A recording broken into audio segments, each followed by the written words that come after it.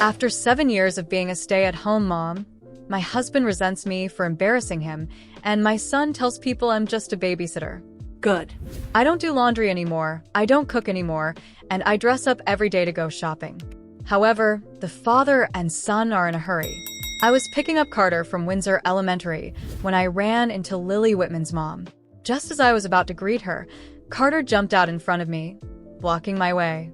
"This is our nanny. You don't need to talk to her."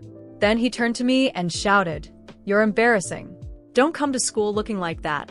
I looked down at my faded clothes. Between taking care of the house and family, I hadn't had time to dress up. My ungrateful little brat had the nerve to be ashamed of me, but I wasn't going to take it lying down. I slapped some sense into him, hard. Carter's face turned beet red when we got home from school. I sat on the couch with a cold expression.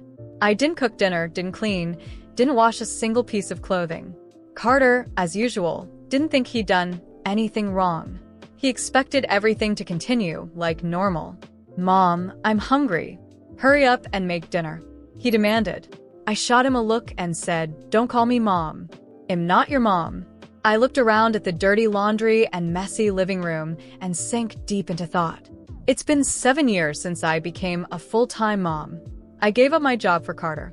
Every little thing, meals, laundry, school, health, was all on me. But today the way he acted made me realize all my efforts were for nothing. Why had I sacrificed so much? When I refused to make him dinner, Carter lost it completely. He threw himself on the floor and started screaming. I wasn't wrong. You don't even have a job. What's the difference between you and a nanny? I'm telling Dad. To my shock, Nathan frowned when he heard the story, and his eyes were full of disappointment when he looked at me. Why are you making a big deal over what a kid says? You promised him fried chicken today. No wonder Carter's upset. Nathan, are you serious? I couldn't believe it. Your son has serious issues, and when I try to teach him a lesson, somehow it's my fault? Nathan's face showed nothing but annoyance. Carter's just a kid. What does he know? But you've let him go hungry this long. That's on you. Carter lipped, smug, glancing at me while he whined to Nathan about wanting fried chicken. Before the two of them could head out, I yelled, "If either of you walks out that door today, I'm done with this house." The only response I got was the slam of the door and the sound of their laughter fading down the street. I collapsed on the couch, tears running down my face. 7 years of my life. All for nothing. Every day I'd wake up early, cook, clean, take care of Carter, and do all the household chores. My workload wasn't any less than Nathan's, but now neither Nathan nor Carter appreciated me. Well, if they think I'm so embarrassing, I'm done. I'll spend my time and money on self-care and clothes. Let's see who misses me then. After making up my mind, I tossed Nathan's stuff into the guest room. There was no way I was sleeping next to that man for another minute. I called up Bianca, and we made dinner plans. Nathan tipped Carter out for fried chicken, so I wasn't going to hold back either.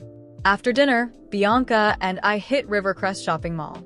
I had years of missed self-care to make up for the newest skincare set. Bought trendy clothes and bags? Yes, please. Gym membership, spa package. Got them both. Bianca watched me spend money like water, her eyes wide in disbelief. "Vivian, aren't you worried Nathan's going to lose it?" I admired my purchases with satisfaction. Who cares? I'm spending my own savings. He has no say in it. I posted a picture of my shopping haul on Instagram to celebrate this new chapter of my life. But then I saw that Nathan had already posted something. First, he tagged me, too, with a snarky caption. "Took Carter out for fried chicken. He says I'm his favorite." In the picture, they were smiling, faces pressed together in front of a table full of junk food. I rolled my eyes. Every time I tried to discipline Carter, Nathan would play the good guy. So despite me spending every day taking care of Carter, it was Nathan who Carter adored. I gave the post a sarcastic like and went to grab drinks with Bianca. We spent the evening mingling with some charming guys who kept calling us ladies in that flirtatious tone that made me feel young again. Dancing in the club released all the stress I'd built up. During the day, Carter might still be young and need guidance, but as his mom, I couldn't just abandon him. I'd have to rethink how I raised him. When I got home at 11 p.m., I was ready to make some changes in our dynamic. But instead of being in bed, the house was still brightly lit. Carter was up playing with his toys in the living room, way past his bedtime. I always made sure he was asleep by 8 p.m. for school the next day. But here was 11 o'clock, and he was acting like it was the middle of the day. Furious, I roared. "Carter Somerson, do you have any idea what time it is? You've got school tomorrow." Normally, Carter would have jumped into bed the moment I raised my voice, but tonight, he actually had the nerve to shout back. I stood there stunned. I can't believe that's something he would say. "You're the one who doesn't keep your promises. Why do I have to listen to you? You just sit around at home all day living off Dad's money. You're pathetic." This was the same child I'd devoted 7 years of my life to, and now he was lashing out at me like this. The first time Head said something hurtful, I thought it was just his age, but now he was doing it on purpose. He meant every word. Tears stunned my eyes. I couldn't believe I had given up my career, everything for this ungrateful child. I stormed over and yanked him off the floor. "Say that again." Who taught you to speak to me like that? "Who?" My voice was shaking with despair. Carter glared at me with nothing but hate in his eyes. I shivered. He started sobbing, but his words stayed harsh. "You don't do anything. My friends' moms aren't like you." I had reached my breaking point. After everything I heard from Carter, with those cruel and disrespectful words, I realized I didn't have the strength to continue living that life. It wasn't just him. Nathan had become complicit in this behavior, laughing behind my back, letting Carter disrespect me as if it were a game. I had devoted 7 years to that family, and all I got in return was contempt. That night, while Carter was finally asleep, I went to Nathan. He was sitting on the couch, watching TV, completely oblivious to everything happening around him. I sat beside him, my heart pounding. It was time to end this once and for all. "Nathan, I want a divorce." He didn't even look at me. His eyes stayed glued to the screen, as if I had just told him dinner was ready. I sighed heavily, already expecting that reaction. But what he did next surprised me. He laughed. A cold, mocking laugh, as if I were the most ridiculous joke he'd ever heard. "You? Divorce me?" He finally turned his head, his eyes filled with arrogance. "Good luck with that. How do you think you're going to survive without me? You have no money, no job. You depend on me for everything." I stood frozen for a moment, absorbing the cruelty of his words. But instead of breaking me, they fueled me. Did he really think I was useless? That I couldn't rebuild my life? I took a deep breath and stood up, never breaking eye contact with him. "I'll survive, Nathan. And I'll live much better without you." He just shrugged, thinking I was bluffing. But I wasn't. That night, I made up my mind that I was going to change my life. The following weeks were tough. Nathan completely ignored me, as if he was waiting for me to give up on the divorce and return to our miserable routine. Carter continued treating me poorly, but I knew that came from his father's influence. Our relationship was strained, but something inside me had shifted. I decided I would no longer be the person who lived solely for others. I spent the first few days crying alone, trying to figure out what to do. No career, no support, and very little money. It seemed impossible. But then, one afternoon, while I was baking a cake just to relax, something I always enjoyed doing to relieve stress, an idea came to me. Why not sell these cakes? I started small, selling to neighbors and Bianca's friends. They always said I made the best cakes they'd ever tasted, but I had never taken it seriously. This time, I decided to take a chance. With what little I had left in savings, I bought ingredients and invested in simple, but nice, packaging. I created a page on social media, took pictures of the cakes, and within a few days, I already had several orders. Nathan, of course, didn't take it seriously at first. He laughed whenever he saw me walking out of the kitchen with boxes of cakes, thinking it was just a passing phase, something that wouldn't amount to anything. But the weeks went by, and the orders kept coming. Soon, I had more requests than I could handle on my own. There was a moment, a few weeks later, when Nathan walked into the kitchen and saw the scene. Cakes lined up, boxes ready for delivery, and my phone buzzing nonstop with new orders. "What is this?" he asked, unable to hide the disbelief in his voice. My job, I replied firmly. I told you I would survive, Nathan. He stood there in silence, clearly surprised. I could see the realization slowly dawn on him. He had completely underestimated me. Not long after, I was able to finally file for divorce. I no longer needed his money, his approval, or, most importantly, his life. I was building something for myself, something that made me happy. That idea, born out of a need to rediscover myself, became my greatest victory. In a few months, I expanded my cakes to local cafes, and even Carter began treating me differently, seeing that his mother wasn't the weak and dependent figure he thought. He was still young, and our relationship was still strained, but now I knew I could take care of myself, and, if necessary, of him, without needing anyone. I had finally set myself free. I walked out of that house with just a suitcase in my hand and a purpose in my heart, never to depend on anyone again. Nathan didn't believe in me. He thought I couldn't survive without his help. But the moment I closed the door behind me, I knew I was leaving behind not just a failed relationship, but an old version of myself that no longer existed. Over time, my small cake business grew. The success I found selling to neighbors expanded to cafes and local restaurants. I worked tirelessly day and night, experimenting with new recipes, developing my brand, and learning everything I needed to know about running a business. I couldn't afford to rely on anyone. I was doing this for myself and for Carter, who, despite being influenced by his father, was still my son and needed a better figure to guide him. Within a year, I opened my first bakery. It was called Sweet Victories, a personal reminder that every challenge I overcame was a sweet triumph. Customers came from all over, drawn by the flavor and quality of the cakes, and the shop quickly became a local favorite. With the money coming in from sales, I opened a second shop in another city, and before I knew it, I was franchising across the country. In 5 years, Sweet Victories had become a national chain. Each store represented a piece of my journey, a living testament to the fact that with determination and hard work, I could overcome any obstacle. The name, which had started as a personal symbol, now represented so much more.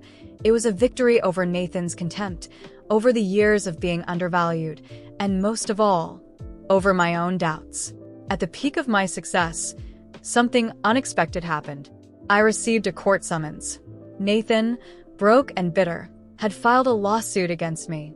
He was demanding half of the Sweet Victories brand, claiming that since we divorced during the business's growth, he was entitled to a portion. His audacity left me speechless. He hadn't contributed a single penny or effort to my success. On the contrary, he had tried to undermine and humiliate me, and now he wanted to profit from it? On the day of the trial, I was ready. The courtroom was packed, and the tension in the air was palpable. Nathan sat across from me, with his lawyer, trying to look confident, but his appearance showed clear signs of financial ruin. When it was my turn to speak, I stood up, looked at the judge, and began what would be the most important speech of my life. Your Honor, everything I have achieved was with my own 2 hands. When Nathan and I separated, he told me I wouldn't survive without him, that I didn't have resources, that I depended on him. But the truth is, the success of Sweet Victories came from every cake I baked, from every sleepless night, from every tear I shed. Nathan didn't believe in me, he didn't support me, and he never took part in building this business. Today, he is not here because he believes he deserves half, but because he wants to profit from something he dismissed. He has no right to a single penny, not because of my pride, but because this is the fruit of my labor, my sweat. And I will never give that up. The courtroom fell silent.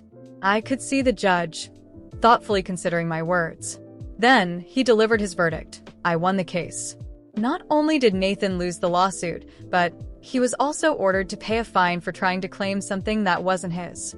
However, when I heard the amount of the fine, something inside me decided I didn't want that money. I didn't need it. I wanted nothing from Nathan, not even to compensate for what he had tried to take from me. Your Honor, I decline the fine. I don't want a cent from this man. Everything I've built was through my own effort, and that's how I want to continue. Nathan stood there, defeated, while I walked out with my head held high. He had lost everything, while I had gained everything. But the money wasn't the most important thing to me at that moment. After the trial, I requested full custody of Carter. I knew that Nathan had been a terrible influence on him, and my priority now was to undo the damage. The judge, recognizing my dedication and the situation, granted me custody. I knew it would be a challenging task, but I was ready. I raised Carter with discipline, teaching him the value of hard work, honesty, and respect. It wasn't easy. He had been shaped by years of permissive behavior, but over time, he began to change. Slowly, he saw the kind of person his father truly was, and eventually, he realized how much I had fought for the both of us. Today, Carter is a responsible young man, and Sweet Victories continues to grow, with franchises all across the country. Looking back, I see that all the pain, the tears, and the sleepless nights brought me to a place of peace, success, and pride. Nathan? He's long gone, bankrupt, and with nothing left. But me? I have everything that truly matters. Even after all the hurtful things Carter said to me, I knew deep down that I could never abandon him. A mother never abandons her child, no matter what. He was young, influenced by Nathan's toxic behavior, but I knew that, in time, I could show him what true love, respect, and hard work really meant. And that's exactly what I did. Even when he yelled at me or compared me to other mothers, I persisted, raising him with both firmness and the affection he desperately needed. Over the years, our relationship changed. Carter grew up, matured, and began to see things differently. He realized what kind of man his father was and, slowly, started to appreciate everything I had done for him. He understood that the tough choices I made were for his benefit and for our family. Today, we have a solid relationship built on mutual respect. During this transition, something wonderful happened in my life. I met a man who truly respected me, who saw me as his equal, and who stood by my side in every decision. We got married, and for the first time in a long time, I felt peace in my heart. He supported my business, encouraged my dreams, and together, we expanded the Sweet Victories empire even further. The business grew in extraordinary ways. With each new store that opened, I felt a wave of satisfaction, knowing that every cake sold represented my journey of overcoming obstacles. And then, something I never thought possible happened. I made my first million. It was an indescribable achievement, not just for the financial success, but for what it symbolized. Every penny of that million was earned through my hard work, dedication, and the courage to start over. With the success of my business came invitations to speak about overcoming challenges. Today, I travel the country sharing my story, inspiring women and men who are going through difficult times, showing them that with determination and resilience, it's possible to turn your life around. Every speech I give reminds me of everything I've been through, but now, when I tell my story, there's no pain, only pride. As for Nathan, I never spoke to him again. I decided to cut all contact. There was nothing left to say, and our story was in the past. But every now and then, I hear news about him. I learned that he lost everything. Homeless, without an income, he's living off the charity of others. The irony is not lost on me. The man who once told me I wouldn't survive without him is now the one living on the edge. Meanwhile, I've built an empire with my own hands. I hold no bitterness. Life has taken its course, and each of us has reaped what we sowed. Today, my focus is on my family, on Carter, who has grown into an honest and hardworking young man, and on my husband, who gives me the support and respect I've always deserved. Above all, I'm at peace, knowing I've walked my own path and triumphed.